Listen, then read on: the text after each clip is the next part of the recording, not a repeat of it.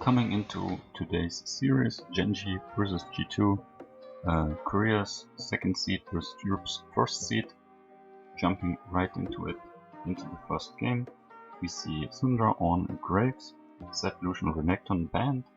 Nothing too special. Set and Renekton are a bit of the outliers here, but I guess, yeah, this is based on scrims, and also G2 wants to test out the waters against GenG, I feel like. So Lilia first. Nidalee is open, but I guess Jankos Nidalee is quite bad in terms of other pro players, so it's understandable, or maybe a strategy here. Nidalee Camille. So Camille, great pick for Wonder, he's quite good on her. And also Nidalee Camille is a great duo for top line pressure. Voli Kalista then on the other side. So Kalista, a good champion for Ruler, he's shown great proficiency on the champ.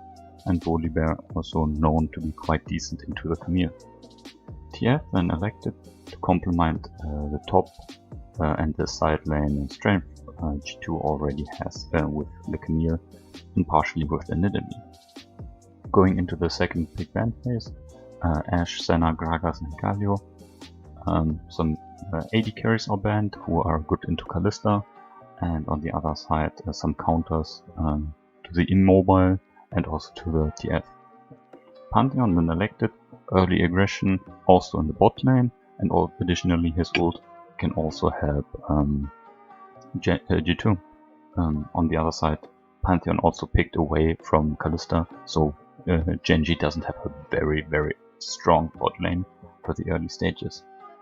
Azir Taric is then elected for GenG, going for more scaling and team fighting. Azir a comfort pick for BDD, but again, it's not a pick that really should see play at the moment. So yeah, it's not a good pick, but we can somewhat understand where they're going from, but still would never recommend this.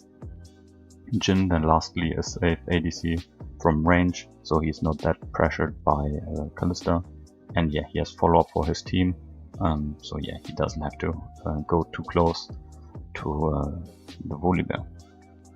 GenG scaling and mid-game abilities, but nothing too great for these early stages. They need to secure the leads they are able to get in the laning phase, and then have to take a step back in the mid-game, which is actually bad, right? You don't want to play passively in the mid-game because the objectives there are very good and very important.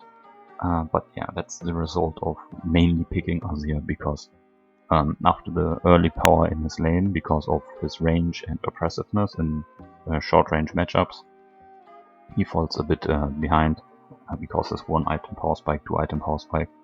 Although it's good for him, he can't really compete with other champions in the meta at the moment. So yeah, they need to step back a bit here.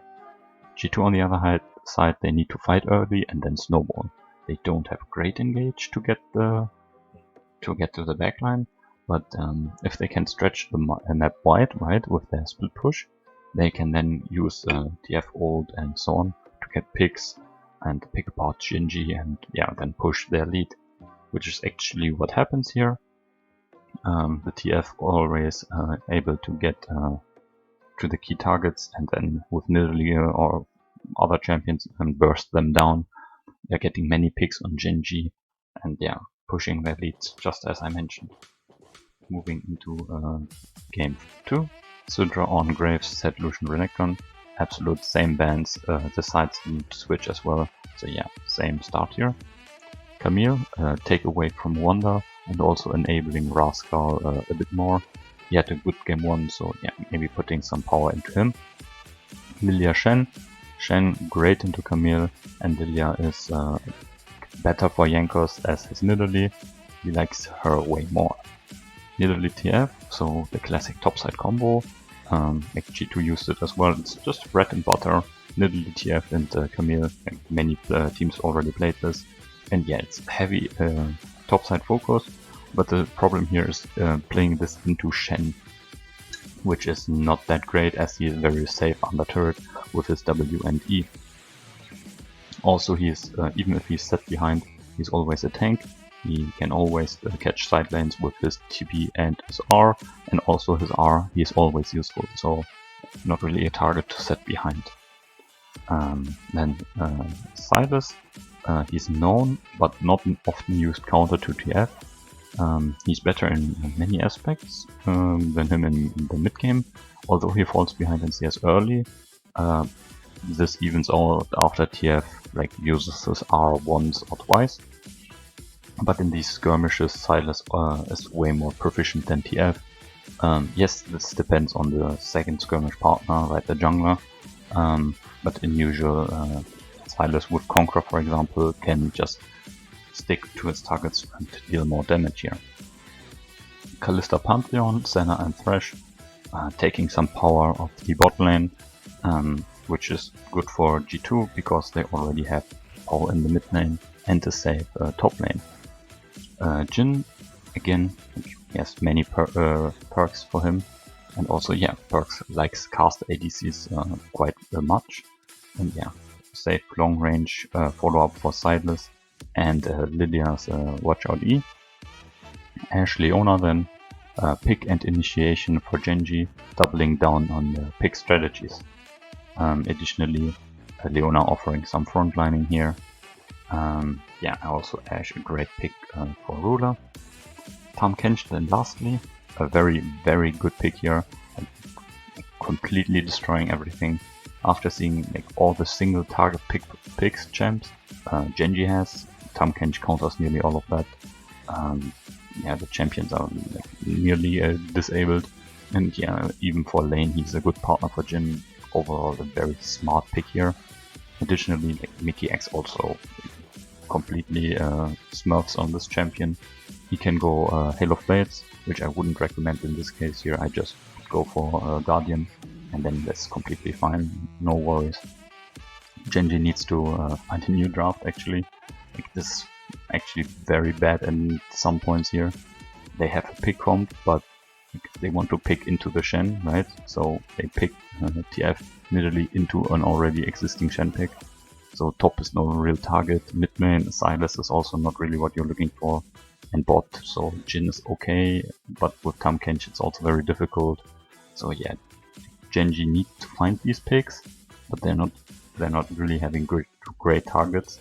And then with Tahm Kench it makes it more difficult, and then like if they get outscaled in the key positions, and then in 5v5 it's also not looking all too good. So GenG drafted themselves into a hole. The Tahm Kench pick destroyed everything, but before that it was also very strange. G2 can actually look to play back, like they can just play safe and relax. They don't need to fight needlessly as they outscale, and then they can wait for the grouping where they are way better.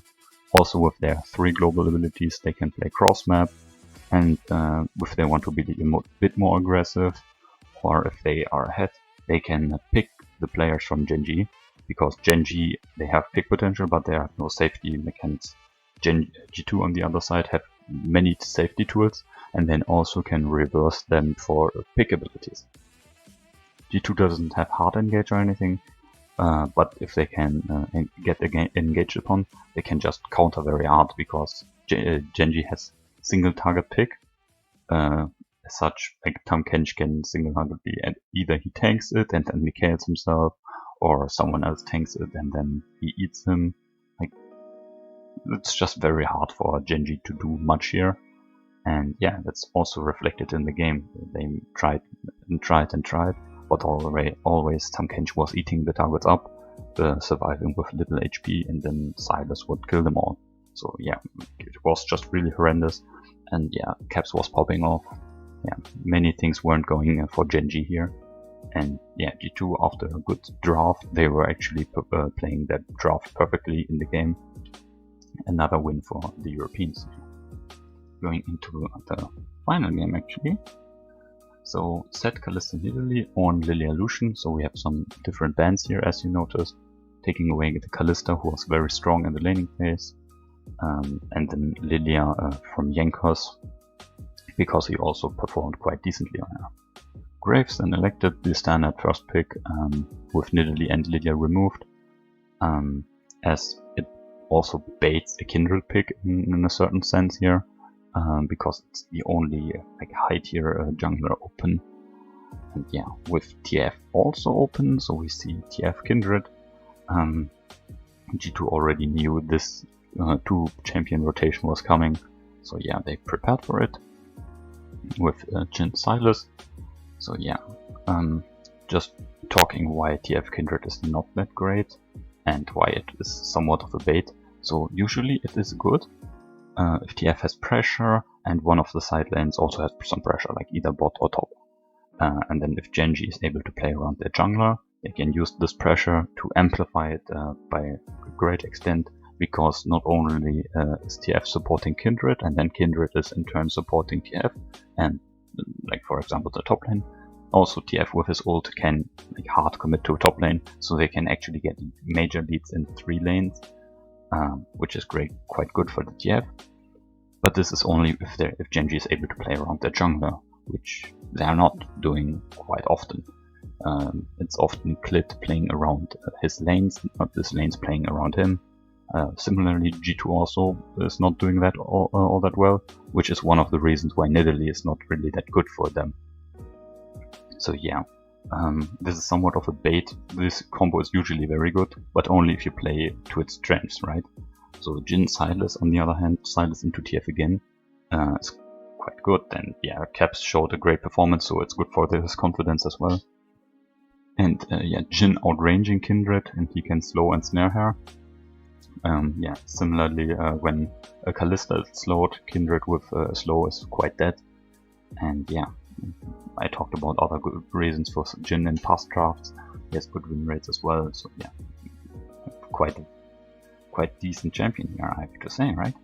So Ezreal then, so yeah, he can go for Ice1 here into 2 ADs and can kite Silas.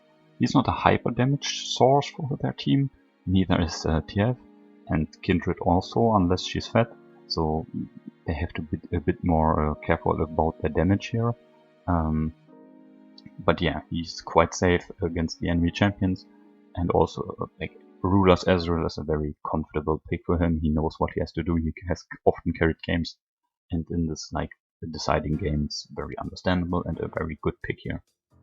Nautilus, Pantheon, Karma, Gragas, pinching the support pools, but yeah, leaving Tahm Kench open. Maybe it's a bait. Not sure. Like maybe they just want to pick it away, as like Mickey X was very crucial in the saves in the second game, as I mentioned. So yeah, it's a bit strange that Tahm Kench is just left open here, because Ezreal Tahm Kench is also not a very great combination. Like it doesn't enable Ezreal to do much more. I mean, it's more safety, right? But Ezreal is already a very safe champion, and Jhin, Silas, and Graves are not champions that are like completely threatening him to a great level. So Tahm Kench is not really a great partner for Ezreal. It's just picked away from Jhin. But yeah, Rakan Renekton. Oh no, it's picked for Jhin. Like my bad. So I'm not really like, on my game here. No, side switch. Never mind. So yeah, it's picked away. I'm not really sure why it's not banned instead. Rakan Renekton, Rakan. So yeah, offering some hard engage for their team, which they certainly lack. They have some follow up, but not really that great of engage. Renekton, much more AD now, so a very AD focused team overall for G2. This amplifies Silas as the only AP source, but with 2 AD carries in their team, this is actually not very clever. It also, Renekton is not a blind pickable champion, especially with Volibear still being left open here. So maybe they want Volibear to be picked, and then next they have some sort of setup. But in the game I didn't saw anything close to that, so I think it's just like he wants to get a dominant champion and then do some mid-game power plays. Anyway, then Volibear obviously as a counter is picked, and yeah, Volibear also offering frontline for his damage players here, which they didn't have before. going over it all together. G2 again, they want to fight in the mid game. This time more team focused than the pick potential, and also more aggressive than this more laid back and reactive style or counter heavy style, right? But they have way too much AD. Yes, Silas does more damage, and Silas doesn't want to buy penetration items besides the Andres, which is not really penetration. Yeah, ADC and jungler both are like marksman champions. They are hurting very bad, and yeah, if they fall behind, they are actually doing like negative damage. GenG on the other side a bit estranged. They pick Kindred TF even though they showed that they don't play around their jungler. Top should go in their favor. That's at least a lane where they could play around as a duo. But with bot being mostly even, right? Not really hard lane pressure here. Besides Ruler being better than Perks and pushing him under turret, getting CS leads in the vacuum.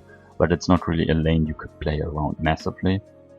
Especially with a GenG not really offering all that much. In teamfight it looks okay, but not really in corresponds to what G2 has drafted altogether. They lack the means to stop Silas, Renekton, and yeah, Rakan also. So yes, GenG can eat one person, Ruler can shift away, but what afterwards? Not much CC to stop them, especially like Volibear wants to go in and the rest of his team is more kiting backwards, so the team dichotomy is like splitting apart, which is generating more space for champions like Graves or the Renekton, and even the Silas to a certain extent. So GenG's draft is not working well together. Yeah, it's a bit sad. But this time they certainly have better moves, because if they are not engaging, if G2 is engaging into them, and Volibear and GenG are like gatekeeping, then this looks way better for them, especially with Ezreal slows. Maybe Volibear could go Iceborne as well to generate more slows. I don't think he needs Trinity in this one. I mean, yeah, the damage on the squishies is quite nice, but if you're not taking any damage, then your AD carry will do the damage. But that's not what's happening here. Volley goes for the latest Trinity boss in the game, but that's not the main problem here. Like it's just G2 bamboozling GenG, Renekton like finding ways into the backline, Clit being paid by G2's PayPal account, walking randomly into the jungle without vision, getting completely one-shotted. Yeah, overall, I feel like GenG's mental was not on par in this last game. There were many like grave arrows from Twisted Fate, so BDD and Clit. Ruler on the other side was like, he was clearly ready to 1v9, but yeah, it's not a 1v9 meta for AD carries, and yeah, he was not really enabled to do so. So yeah, it's a 3-0 for Europe against Korean's second seed. GenG's drafts were getting better, as I talked about that. Like from the very strange Asia late game draft in game 1 to a more mid game aggressive comp in game 3. But yeah, their players kept making similar mistakes, getting picked, running randomly through the areas. And yeah, G2 were just better as a team. G2 players were actually behind in laning phase in most cases, so it's not individually are their great errors, it's just how the team operates in the mid game.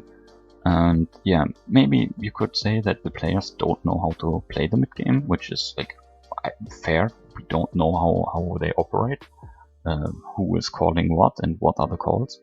So yeah, G2 like weren't playing that amazing, but like instantly collapsing on like overstepping players, forcing their leads through the right moves, so aka playing to what they drafted. So yeah, the 3-0 is not a complete storm or something like that. G2 had like some missteps here and there, but it was like a one-sided affair nonetheless. So yeah, G2 going against Down1 will be very, very different here. Down1 doesn't play or pick like a 2017 team, and yeah, overall Down1, like you have here the results of their scrims, like they're completely dominating. G2 on the other hand, yeah, like they were smashed in scrims again, so maybe that scrims doesn't count. But yeah, G2 was not playing as team on similar level than Down1, and yeah, Down1 just looks like 1 or 2 levels ahead of the rest of the competition at the moment.